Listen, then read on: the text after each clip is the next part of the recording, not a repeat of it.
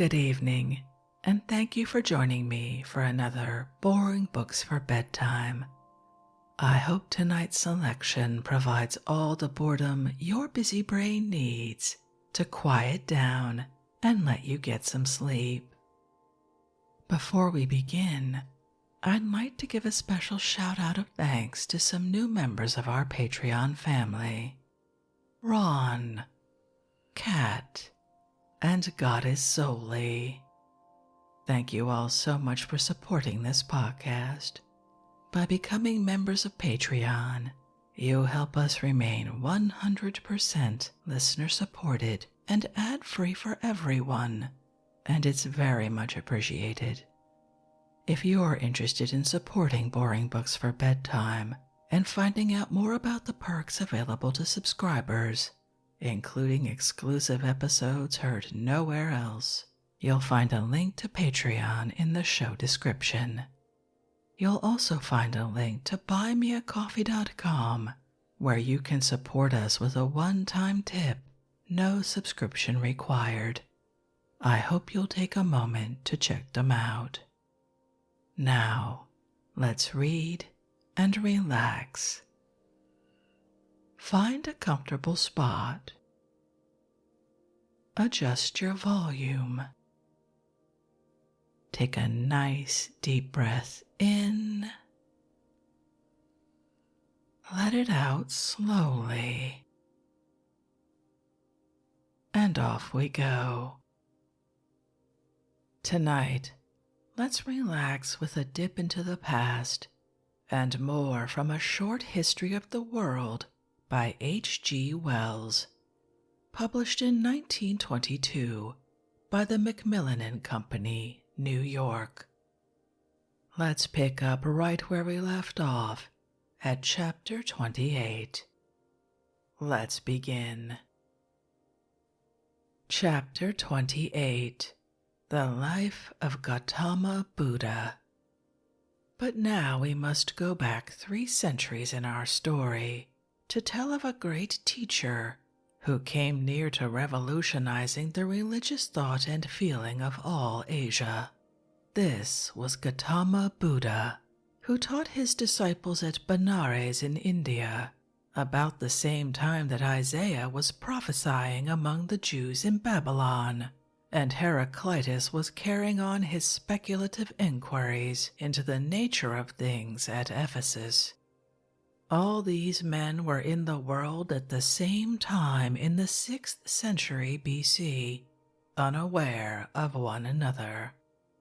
This 6th century BC was indeed one of the most remarkable in all history.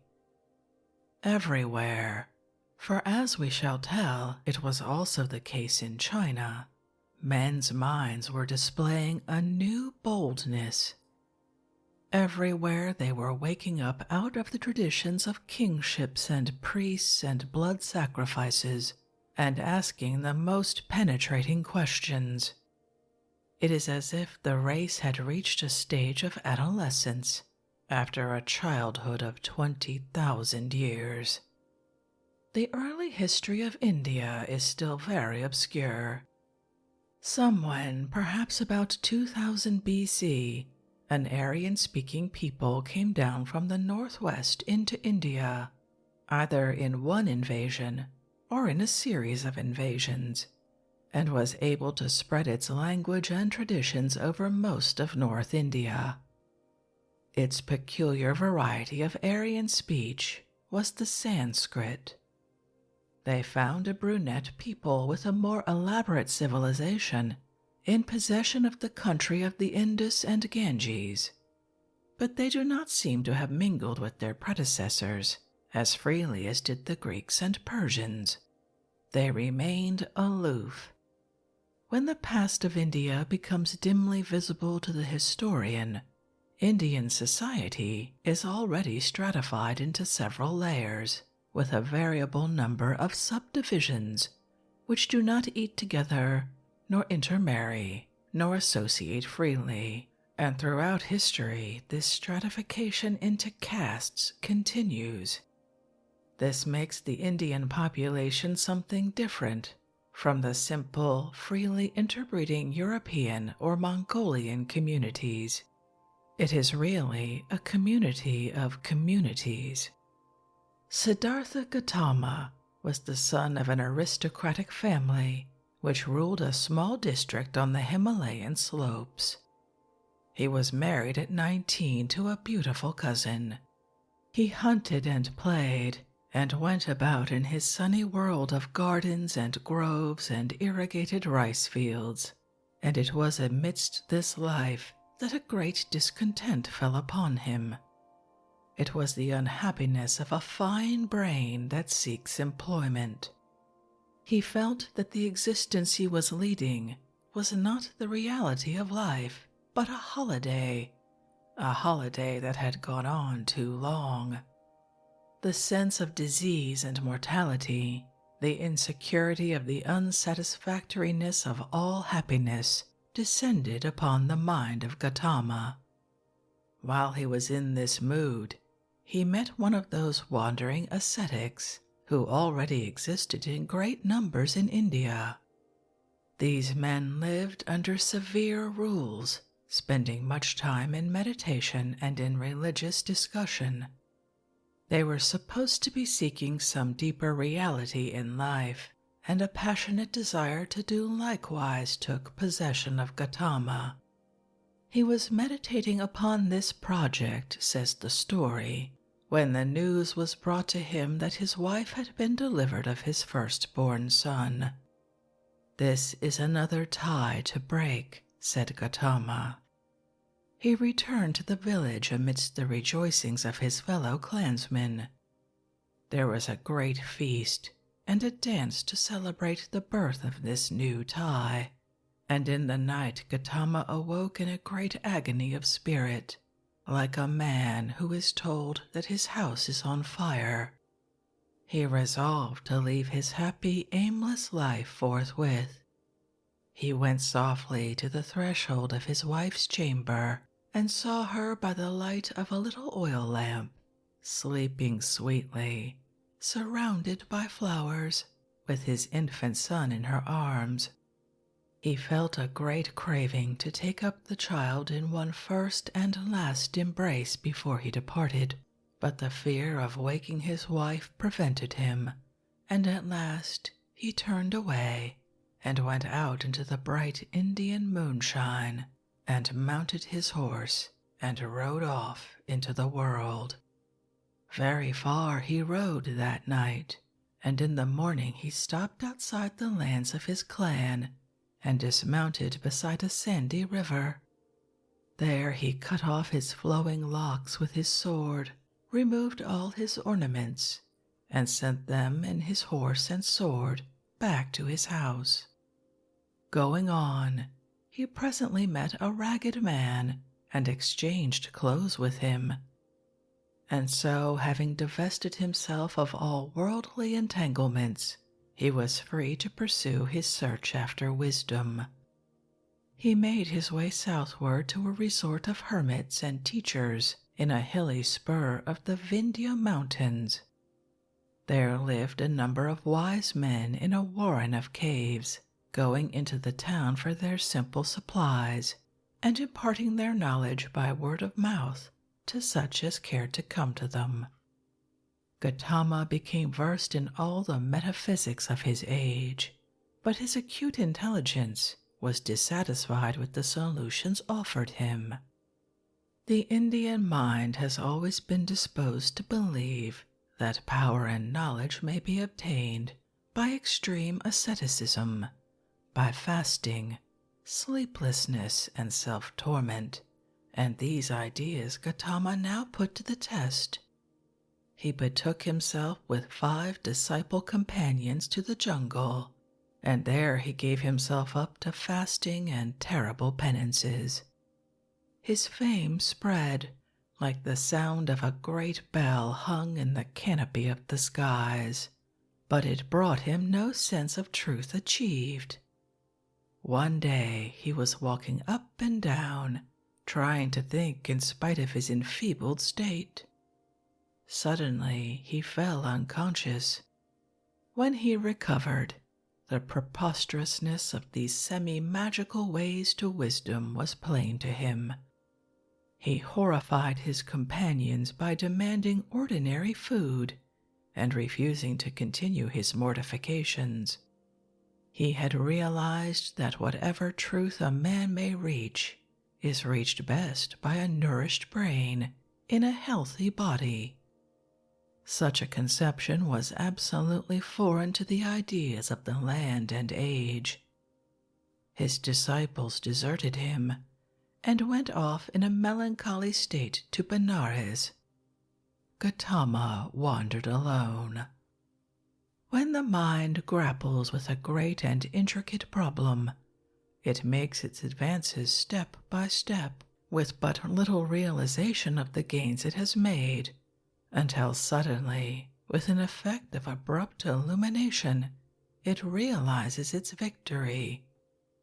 So it happened to Gautama. He had seated himself under a great tree by the side of a river to eat, when this sense of clear vision came to him. It seemed to him that he saw life plain. He is said to have sat all day and all night in profound thought, and then he rose up to impart his vision to the world. He went on to Benares, and there he sought out and won back his lost disciples to his new teaching. In the King's Deer Park at Benares, they built themselves huts and set up a sort of school to which came many who were seeking after wisdom. The starting point of his teaching was his own question as a fortunate young man: why am I not completely happy? It was an introspective question. It was a question very different in quality from the frank and self-forgetful externalized curiosity with which Thales and Heraclitus were attacking the problems of the universe, or the equally self-forgetful burden of moral obligation that the culminating prophets were imposing upon the Hebrew mind. The Indian teacher did not forget self. He concentrated upon self and sought to destroy it. All suffering, he taught, was due to the greedy desires of the individual.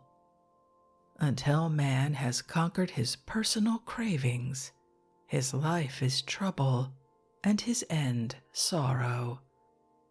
There were three principal forms that the craving for life took, and they were all evil. The first was the desire of the appetites, greed, and all forms of sensuousness. The second was the desire for a personal and egotistic immortality. The third was the craving for personal success, worldliness, avarice, and the like. All these forms of desire had to be overcome to escape from the distresses and chagrins of life. When they were overcome, when self had vanished altogether, then serenity of soul, nirvana, the highest good, was attained. This was the gist of his teaching, a very subtle and metaphysical teaching indeed, not nearly so easy to understand as the Greek injunction to see and know fearlessly and rightly, and the Hebrew command to fear God and accomplish righteousness. It was a teaching much beyond the understanding of even Gautama's immediate disciples, and it is no wonder that so soon as his personal influence was withdrawn, it became corrupted and coarsened. There was a widespread belief in India at that time that at long intervals wisdom came to earth and was incarnate in some chosen person who was known as the Buddha. Gautama's disciples declared that he was a Buddha, the latest of the Buddhas, though there is no evidence that he himself ever accepted the title.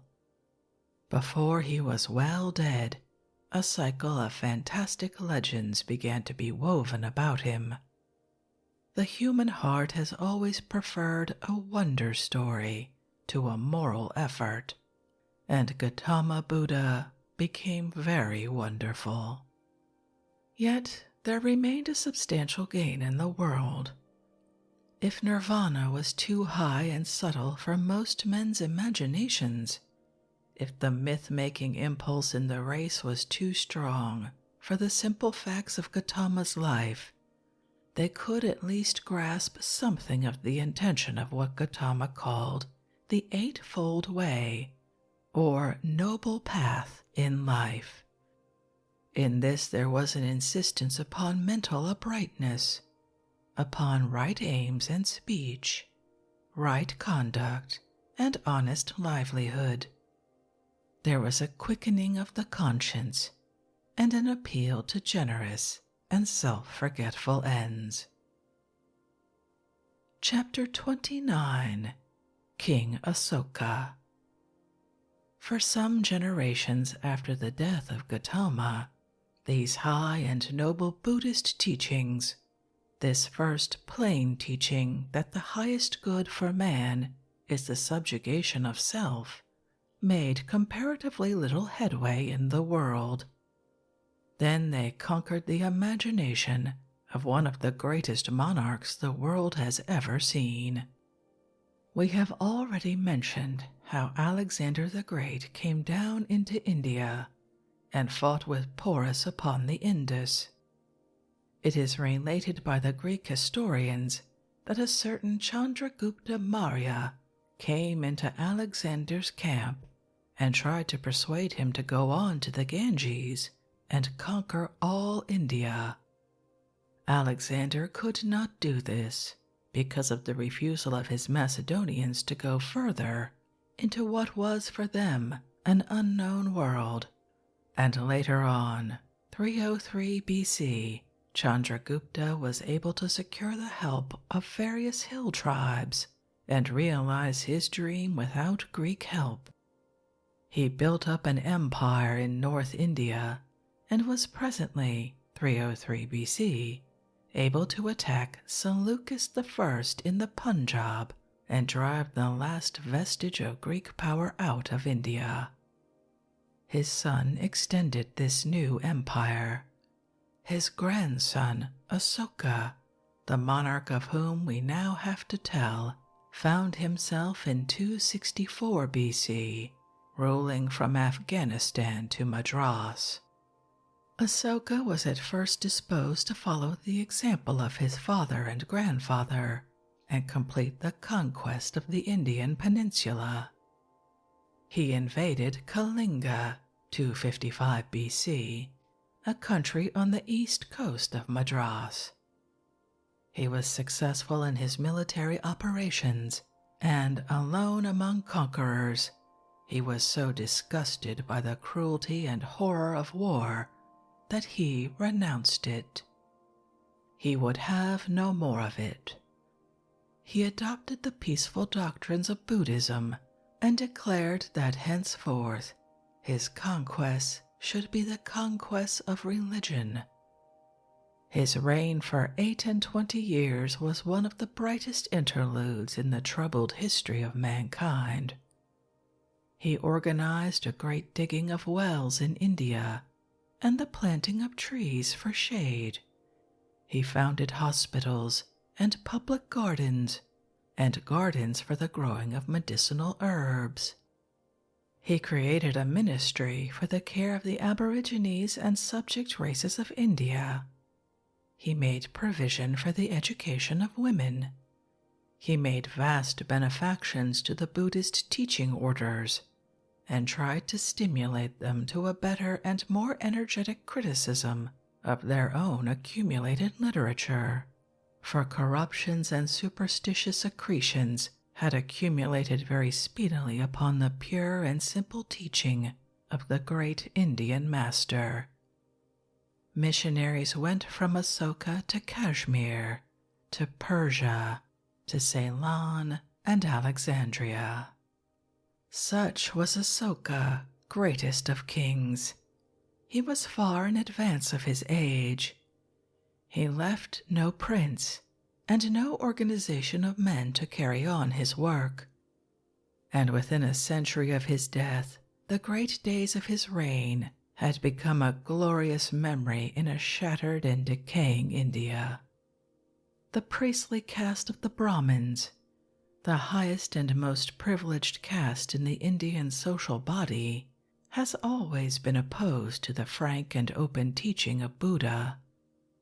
Gradually, they undermined the Buddhist influence in the land. The old monstrous gods, the innumerable cults of Hinduism, resumed their sway. Caste became more rigorous and complicated. For long centuries, Buddhism and Brahmanism flourished side by side, and then slowly Buddhism decayed, and Brahmanism in a multitude of forms replaced it. But beyond the confines of India and the realms of caste, Buddhism spread until it had won China and Siam and Burma and Japan, countries in which it is predominant to this day. Chapter 30. Confucius and Lao Tse. We have still to tell of two other great men, Confucius and Lao Tse, who lived in that wonderful century which began the adolescence of mankind, the 6th century B.C. In this history thus far, we have told very little of the early story of China. At present that early history is still very obscure, and we look to Chinese explorers and archaeologists in the new China that is now arising to work out their past as thoroughly as the European past has been worked out during the last century. Very long ago, the first primitive Chinese civilizations arose in the great river valleys out of the primordial Heliolithic culture. They had, like Egypt and Sumeria, the general characteristics of that culture, and they centered upon temples in which priests and priest-kings offered the seasonal blood sacrifices.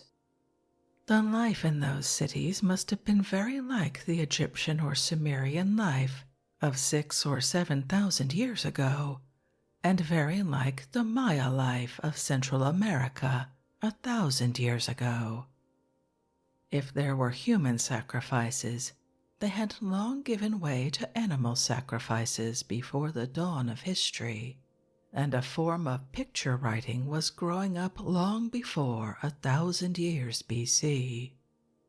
And just as the primitive civilizations of Europe and Western Asia were in conflict with the nomads of the desert and the nomads of the north, so the primitive Chinese civilizations had a great cloud of nomadic peoples on their northern borders. There was a number of tribes akin in language and ways of living, who are spoken of in history in succession as the Huns, the Mongols, the Turks, and Tartars. They changed and divided, and combined and recombined, just as the Nordic peoples in North Europe and Central Asia changed and varied in name rather than in nature. These Mongolian nomads had horses earlier than the Nordic peoples, and it may be that in the region of the Altai Mountains they made an independent discovery of iron somewhen after 1000 B.C. And just as in the Western case, so ever and again, these Eastern nomads would achieve a sort of political unity, and become the conquerors and masters and revivers of this or that settled and civilized region. It is quite possible that the earliest civilization of China was not Mongolian at all, any more than the earliest civilization of Europe and Western Asia was Nordic or Semitic. It is quite possible that the earliest civilization of China was a brunette civilization, and of a piece with the earliest Egyptian, Sumerian, and Dravidian civilizations. and that when the first recorded history of China began, there had already been conquests and intermixture. At any rate, we find that by 1750 BC, China was already a vast system of little kingdoms and city-states, all acknowledging a loose allegiance and paying more or less regularly, more or less definite feudal dues to one great priest-emperor, the Son of Heaven. The Shang dynasty came to an end in 1125 BC. A Chou dynasty succeeded Shang and maintained China in a relaxing unity until the days of Asoka in India and of the Ptolemies in Egypt. Gradually, China went to pieces during that long Chou period. Hunnish peoples came down and set up principalities. Local rulers discontinued their tribute and became independent. There was in the 6th century BC, says one Chinese authority, 5,000 or 6,000 practically independent states in China. It was what the Chinese call in their records an age of confusion. But this age of confusion was compatible with much intellectual activity, and with the existence of many local centers of art and civilized living. When we know more of Chinese history, we shall find that China also had her Miletus and her Athens, her Pergamum and her Macedonia. At present we must be vague and brief about this period of Chinese division, simply because our knowledge is not sufficient for us to frame a coherent and consecutive story. And just as in divided Greece there were philosophers, and in shattered and captive Jewry prophets, so in disordered China there were philosophers and teachers at this time. In all these cases, insecurity and uncertainty seem to have quickened the better sort of mind. Confucius was a man of aristocratic origin and some official importance in a small state called Lu. Here, in a very parallel mood to the Greek impulse, he set up a sort of academy for discovering and teaching wisdom. The lawlessness and disorder of China distressed him profoundly. He conceived an ideal of a better government and a better life, and traveled from state to state, seeking a prince who would carry out his legislative and educational ideas. He never found his prince. He found a prince, but court intrigues undermined the influence of the teacher and finally defeated his reforming proposals. It is interesting to note that a century and a half later, the Greek philosopher Plato also sought a prince, and was for a time advisor to the tyrant Dionysius, who ruled Syracuse in Sicily. Confucius died a disappointed man.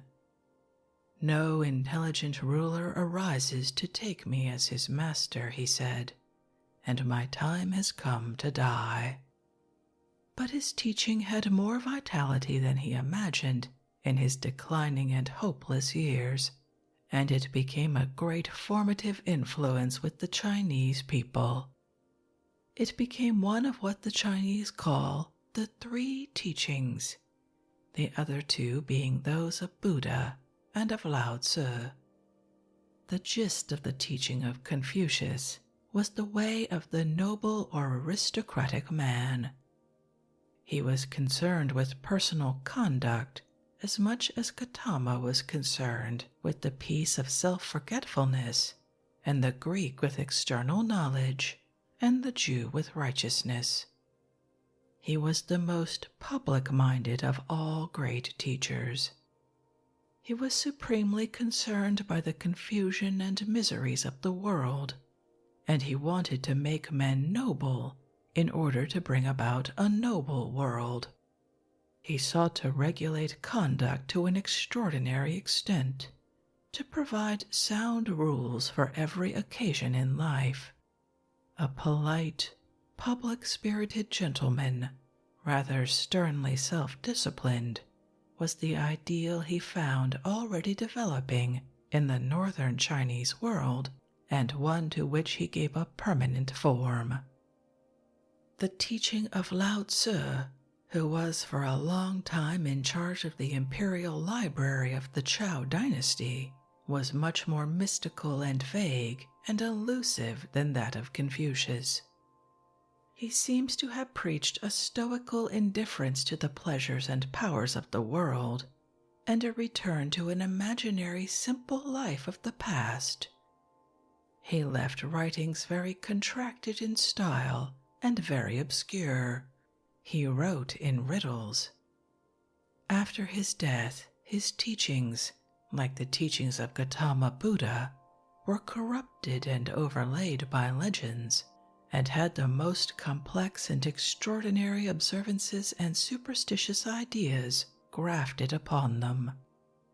In China, just as in India, primordial ideas of magic and monstrous legends out of the childish past of our race struggled against the new thinking in the world, and succeeded in plastering it over with grotesque, irrational, and antiquated observances.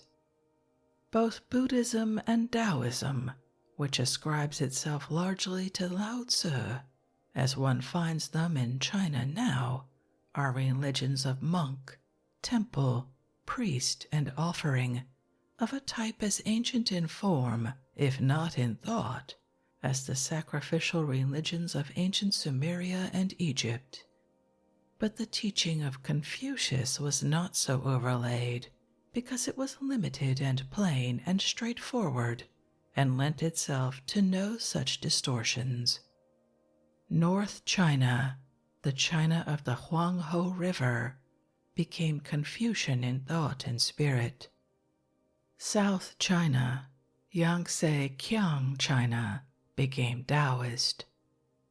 Since those days, a conflict has always been traceable in Chinese affairs between these two spirits, the spirit of the North and the spirit of the South, between, in latter times, Peking and Nanking, between the official-minded, upright, and conservative North and the skeptical, artistic, lax, and experimental South.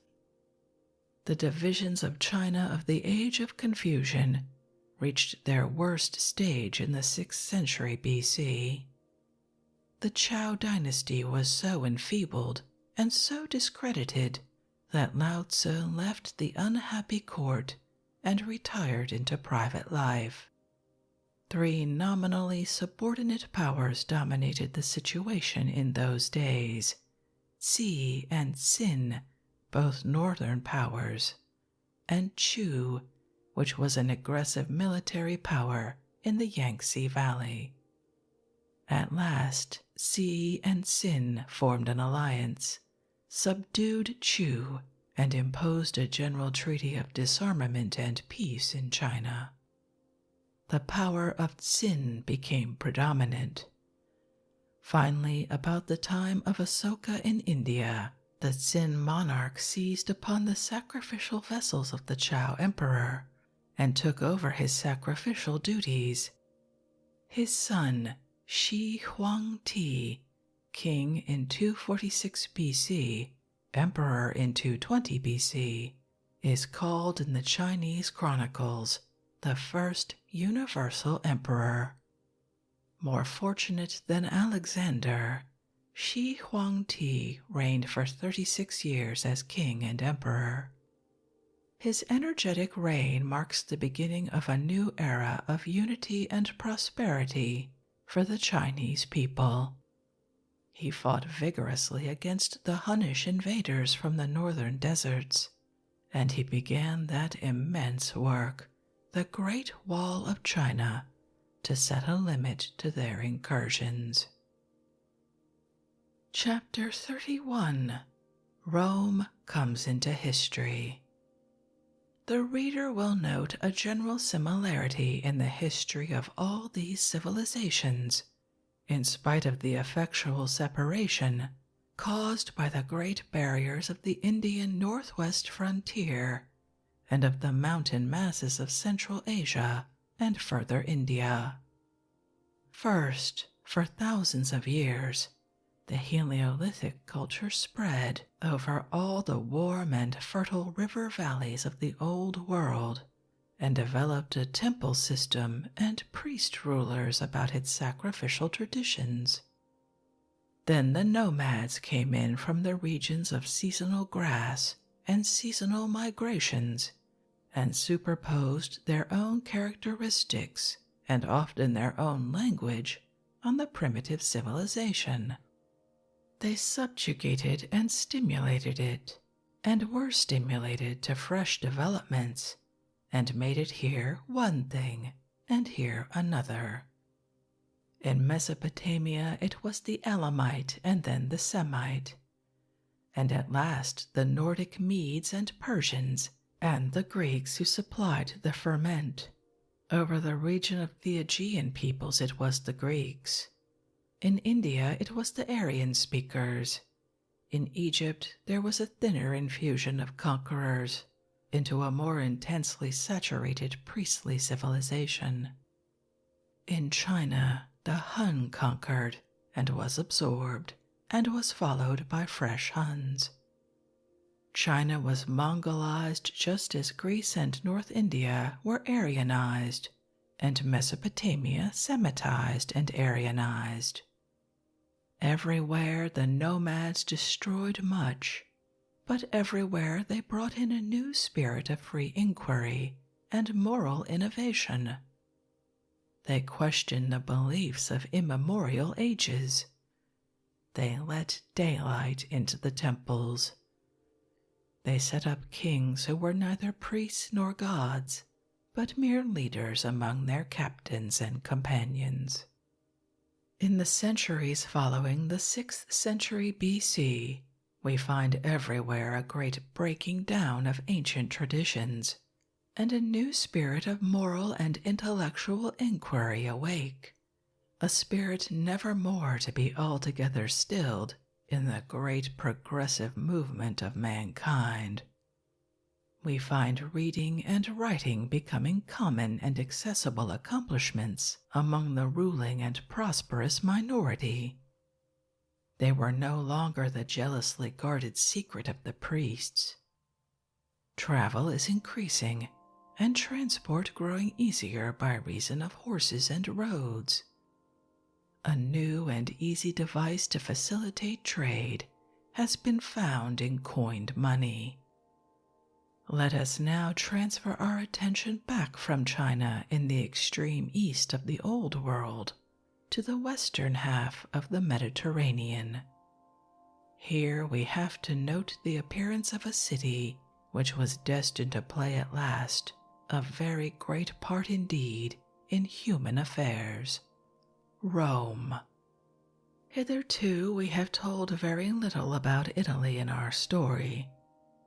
It was before 1000 BC a land of mountain and forest and thinly populated. Aryan-speaking tribes had pressed down this peninsula and formed little towns and cities, and the southern extremity was studded with Greek settlements. The noble ruins of Paestum preserve for us to this day something of the dignity and splendor of these early Greek establishments.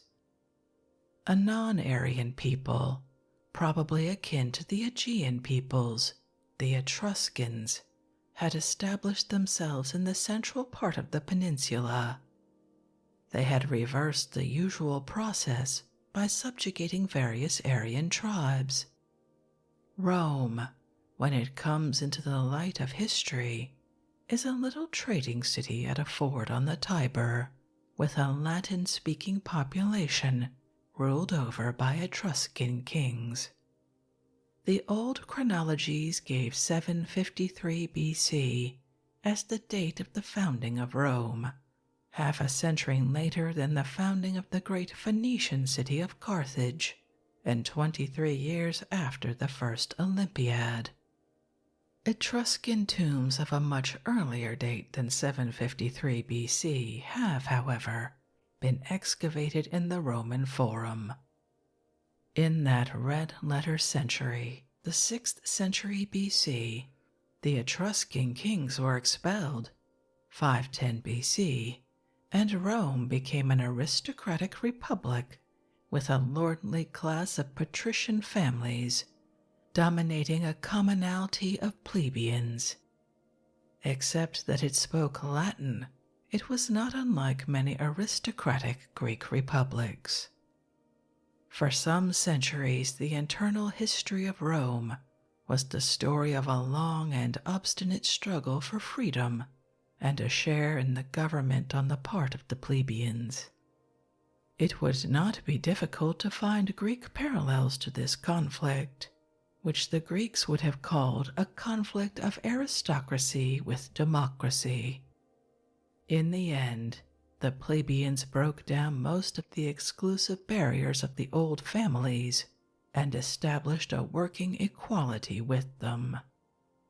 They destroyed the old exclusiveness and made it possible and acceptable for Rome to extend her citizenship by the inclusion of more and more outsiders, for while she still struggled at home, she was extending her power abroad. The extension of Roman power began in the 5th century BC. Until that time they had waged war, and generally unsuccessful war, with the Etruscans. There was an Etruscan fort, Veii, only a few miles from Rome, which the Romans had never been able to capture. In 474 BC, however, a great misfortune came to the Etruscans. Their fleet was destroyed by the Greeks of Syracuse in Sicily. At the same time, a wave of Nordic invaders came down upon them from the north, the Gauls. Caught between Roman and Gaul, the Etruscans fell and disappear from history. Veii was captured by the Romans.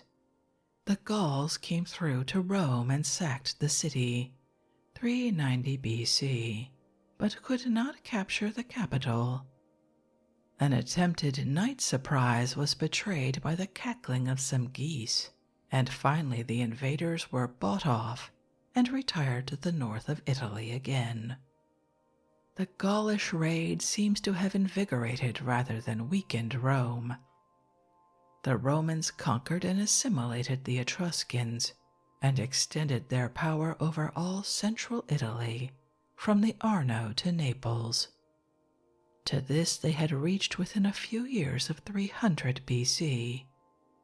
Their conquests in Italy were going on simultaneously with the growth of Philip's power in Macedonia and Greece, and the tremendous raid of Alexander to Egypt and to the Indus. The Romans had become notable people in the civilized world to the east of them by the breakup of Alexander's empire. To the north of the Roman power were the Gauls. To the south of them were the Greek settlements of Magna Graecia, that is to say, of Sicily and of the toe and heel of Italy. The Gauls were a hardy, warlike people, and the Romans held that boundary by a line of forts and fortified settlements. The Greek cities in the south, headed by Tarentum, now Taranto, and by Syracuse in Sicily, did not so much threaten as fear the Romans. They looked about for some help against these new conquerors. We have already told how the empire of Alexander fell to pieces and was divided among his generals and companions. Among these adventurers was a kinsman of Alexander's named Pyrrhus, who established himself in Epirus, which is across the Adriatic Sea, over against the heel of Italy.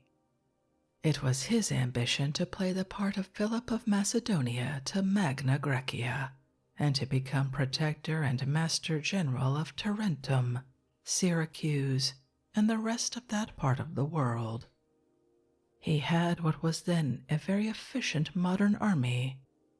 He had an infantry phalanx, cavalry from Thessaly, which was now quite as good as the original Macedonian cavalry, and 20 fighting elephants. He invaded Italy and routed the Romans in 2 considerable battles, Heraclea, 280 BC, and Osculum, 279 BC. And having driven them north, he turned his attention to the subjugation of Sicily. But this brought against him a more formidable enemy than were the Romans at that time, the Phoenician trading city of Carthage, which was probably then the greatest city in the world. Sicily was too near Carthage for a new Alexander to be welcome there, and Carthage was mindful of the fate that had befallen her mother city, Tyre, half a century before. So she sent a fleet to encourage or compel Rome to continue the struggle, and she cut the overseas communications of Pyrrhus. Pyrrhus found himself freshly assailed by the Romans, and suffered a disastrous repulse in an attack he had made upon their camp at Beneventum, between Naples and Rome. And suddenly came news that recalled him to Epirus. The Gauls were raiding south. But this time they were not raiding down into Italy. The Roman frontier, fortified and guarded, had become too formidable for them. They were raiding down through Illyria, which is now Serbia and Albania, to Macedonia and Epirus. Repulsed by the Romans, endangered at sea by the Carthaginians, and threatened at home by the Gauls, Pyrrhus abandoned his dream of conquest and went home, 275 BC, and the power of Rome was extended to the Straits of Messina. On the Sicilian side of the straits was the Greek city of Messina, and this presently fell into the hands of a gang of pirates. The Carthaginians, who were already practically overlords of Sicily and allies of Syracuse, suppressed these pirates, 270 BC, and put in a Carthaginian garrison there. The pirates appealed to Rome, and Rome listened to their complaint. And so, across the Straits of Messina, the great trading power of Carthage, and this new conquering people, the Romans, found themselves in antagonism, face to face.